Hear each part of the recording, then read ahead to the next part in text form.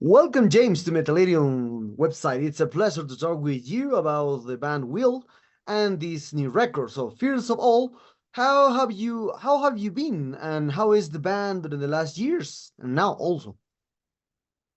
Everything is really good here. We're busy preparing for the tours at the moment. We've been rehearsing a lot, and particularly we've got lots of new material to learn. So we've taken our time just figuring out how we're going to play all of it live. Other than that, lots of advertising stuff for the album, lots of boring business stuff like the working out what we're going to do with the physical copies and that kind of stuff. But all in all, really good problems to have, and we're very excited that it's under a month until the album comes out. Hmm. Okay, it's nice. Well, this is your new album, The Charismatic Leaders. Is set to be released for, well, obviously for May. So, can you tell us about the themes and sound explorer on this new record? Yeah, sure. So I guess the most significant part is this is definitely our metal album. I think it's decidedly heavier than what we've done before. It's kind of, in terms of recording style, I think it's right somewhere in between Moving Backwards and Resident Human. We've kept the kind of process industrialness from Moving Backwards, and we've got the kind of lively playing feel from Resident Human, and I think it's the best of both worlds. And right from the start, when we started tracking it, we were working with Daniel Bergstrand and Frederick Fordendahl from Meshuggah, and they definitely steered the instrument sounds in a more metal direction. We wanted that to happen too. That wasn't an accident. But I think that balanced out super well with the guy who eventually mixed it, Forrester Saville, who's done things like Carnival in the past. And I think we've ended up with kind of the best of both worlds. We've got this very aggressive sounding audio, but it's been processed in this very lush and modern way. So it's not like what we've done before, and I think it's a good thing. It's fun to try something else. And at this point, now we've got some creative distance from it. It's really cool to look back and think that we managed to make that happen. Hmm. Okay. So into this question of this new album, how was the songwriting and recording process for the charismatic leaders? The writing, much like it has been for a long time, was nearly all me. Mainly sat in this chair right here, working on stuff on my computer. And some of the ideas dated back to just after moving backwards.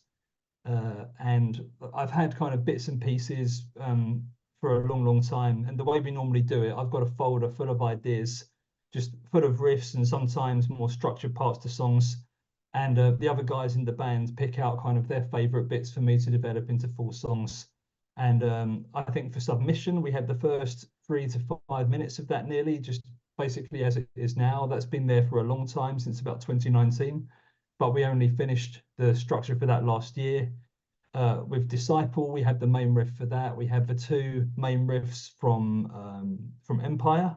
We had the first 2 minutes of The Freeze, and even the verse riff and the bridge riff from Saboteur. All of that we had in the bank, but fleshing that out into an album took the whole of last year.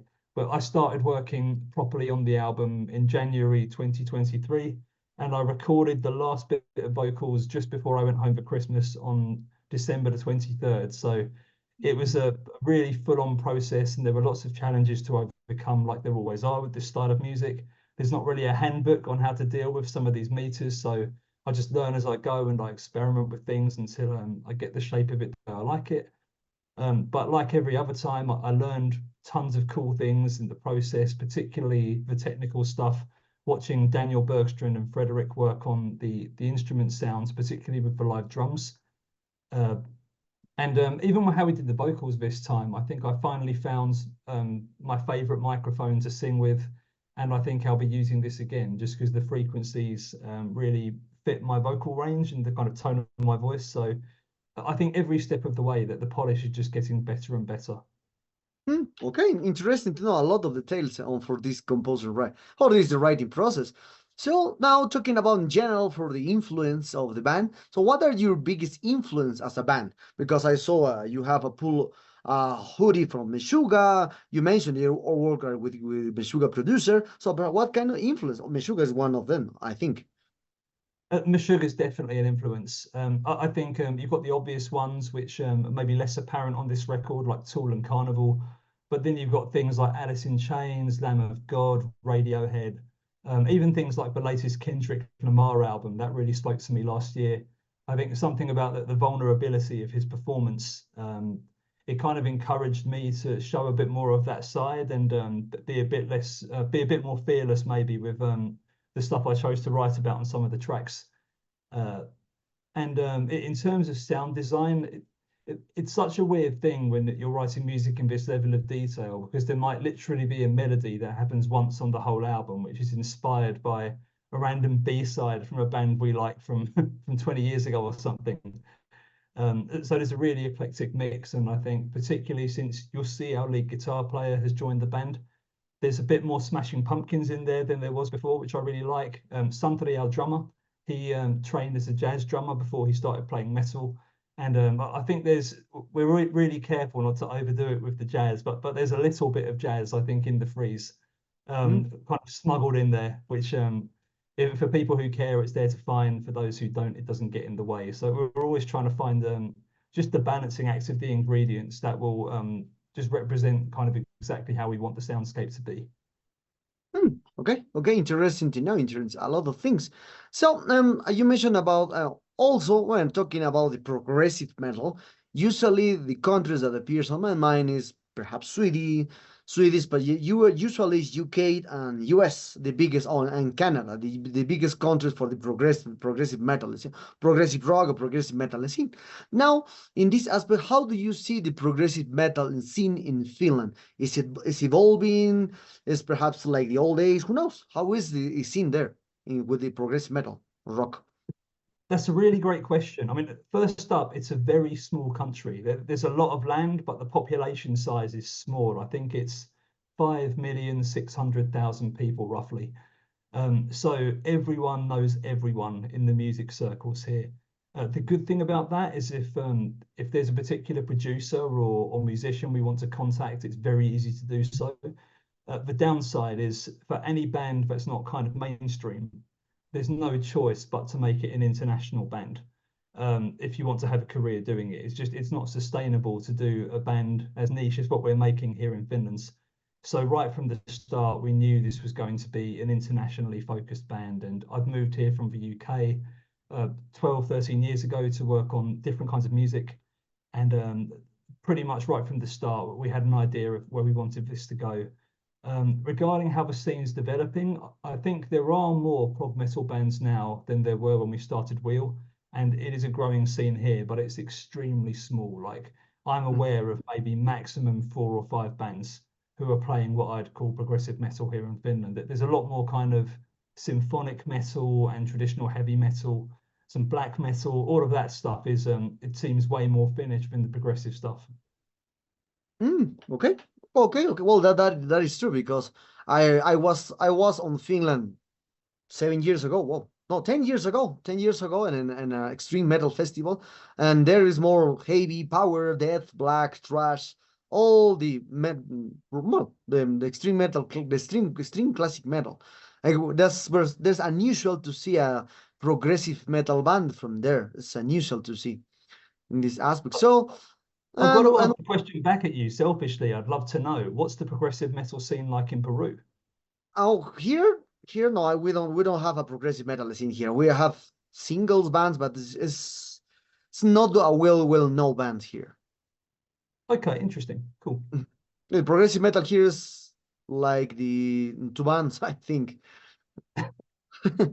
I understand. So we're both living in a country where it's not the main style of music. Yes, yes. So returning to the band. So what are your goals as a band? Right from the start, we just want to be able to financially sustain ourselves while making music that we like, and anything more than that feels like a bonus. And it already feels like we've pretty much achieved it. It's surreal to think what we got to this point. We started Wheel when I just turned 30, so we relatively late, I guess, by most band standards, but just things have kept going right for us. And But where things are at the moment, we've got an amazing label, we've got an amazing agent, we've got great publicists around the world, we've got fantastic tours lined up. Our management company is phenomenal, and they've been working with us and managing the business side of the band since our second ever gig back in 2016. So we've been working with them for a long, long time. And I'm really grateful for that, because I'm kind of good at the songwriting part, but I really suck at the business stuff. So it's great that someone else is taking care of that kind of thing. But we have the infrastructure, we've got the band, we've got the songs, and there's a real buzz about it. It's really overwhelming how much attention there's been about this new album, for example. And it's still kind of surreal. I think I still have this deeply rooted sense of imposter syndrome, where I kind of feel like sooner or later someone's going to tap me on the shoulder and say, "Come on, that's enough now, back to the day job." But it's just working out, and people seem really into it. So I think, especially with the touring, we're going to be doing headline tours this year in America for the first time, and we'll be doing our second headline run here in Europe. And just the fact we get to do that kind of stuff, I didn't think that would ever be a possibility at one stage in my life. So we haven't gotten over it yet, and it's not got boring yet. I think the novelty is very much still there. Okay. Talking about, as you can see now, the world is very, especially the music world around, the music industry changed very fast. So what are your thoughts on the streaming services and their impact on the music industry? I think someone said to me a few years ago that if you wanted to make the most money out of streaming, the smartest thing you could do would be to make a 1 hour album of 2 minute songs, because streams are paid per song, not per amount of time listened to or whatever. So that works really well for bands who publish often and make short and relatively straightforward kinds of music. For bands like us, it does not work in our favor at all. We do a 7-song album and it's nearly 50 minutes long, and that seems to be the pattern for us. So it's great in one respect, because people around the world are able to find our music easily and access it wherever they might be, and that's great, because that's marketing we would really struggle to do otherwise. But I kind of worry about other bands following us doing this. Like, we're already kind of here, and we've at least carved out a small space for ourselves. But for newer bands now coming into this space, if they want to make something this ambitious, back in the 90s, bands would take maybe 5 or even 6 years to write an album like what we just put out. And there just isn't the luxury of time to do that anymore. We kind of need to put something new out at the absolute most kind of every 3 years, but ideally every 2 years. And if we take longer than that, it really affects our algorithmic reach online and the attention we're going to receive when we release something. So it's ruthless. I mean, to be fair, the 90s, I'm sure, weren't perfect either, and there were different problems of the music industry then. So I think it's really easy to focus on what's wrong now and what was good in the past. But the landscape, there are good and bad things about it. Streaming is ruthless, and it doesn't serve progressive music that well. But on the other hand, you've got social media, and that's an amazing tool for us to communicate with people all around the world. So I've been releasing these videos talking about the meaning behind the songs with the lyrics and what's happened in the writing process. And it's really cool. We've got this direct way to communicate with our fans through that respect. So I think, like everything, it's a glass half full or glass half empty thing. And it's what you make of it, I suppose.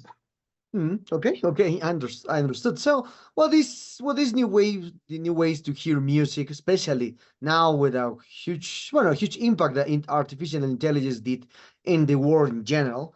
So, do you see yourself using artificial intelligence in your music or creating process in the future? Do you know what? I've done about 50 interviews for this. That is the first time someone has asked me that. That's a really good question. In my opinion, I would not rule it out. I think when we think about artificial intelligence being used for music, we kind of think someone presses a button on a computer and they get a finished song out.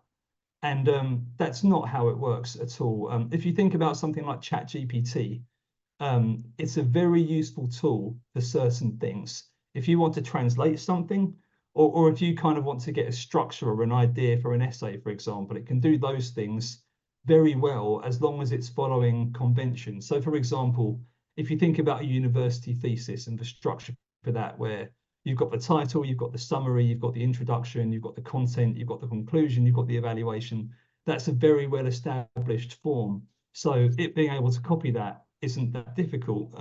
But by comparison, for progressive music particularly, we really try and change things up and keep people on their toes regarding how we structure and what meters we use. So maybe the place I'd see artificial intelligence particularly being useful would be generating core ideas, like that first step on the road.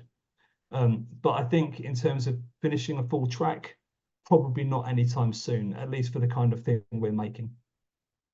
Okay, okay. Well, we are very close to this interview, James, as for this aspect. So, what are your touring plans in support of charismatic leaders, or perhaps you will release more videos, or perhaps you are working on a new album for that follow for this new album? Who knows? What kind of plans do you have? At the moment, we're going to Australia for the first time in about a week, and we're going to be supporting Caligula's Horse over there, which is very exciting. We love the bands, and we've never been to Australia. After that, we're going to fly directly to the US, where we will do a headline tour for a month over there with Aviation supporting, who are a great US band. And then when we get back, we kind of have a relatively clear summer by design, because it's been a really hectic 18 months. And I'm planning to start working on new music pretty much immediately when we get back. I have no idea how long it will take, but I'm just going to start because, if you never start, it will never be done.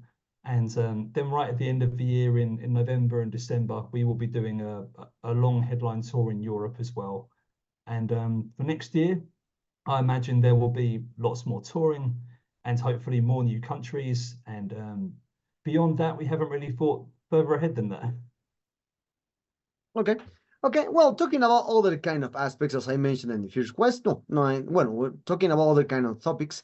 As you can see now, the world with the progressive, technical, and a lot of people are playing more faster, more technical, more progressive, more experimental in the world. New musicians are playing much better than the old musicians. That's commonly now.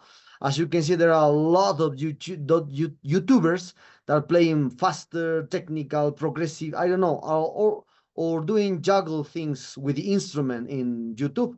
So for you, what is your opinion about now this, I think, saturated the scene, especially in the instruments, with a lot of people trying to play in the instruments like juggle, like much technical, I don't know. Yeah, it's not like it's not like the 80s or 90s. Honestly, I think it's only positive. I think YouTube is a relatively new medium for music. And I think if you think about people like Rabea from Tosca, for example, he's built a career out of reviewing gear and making music online.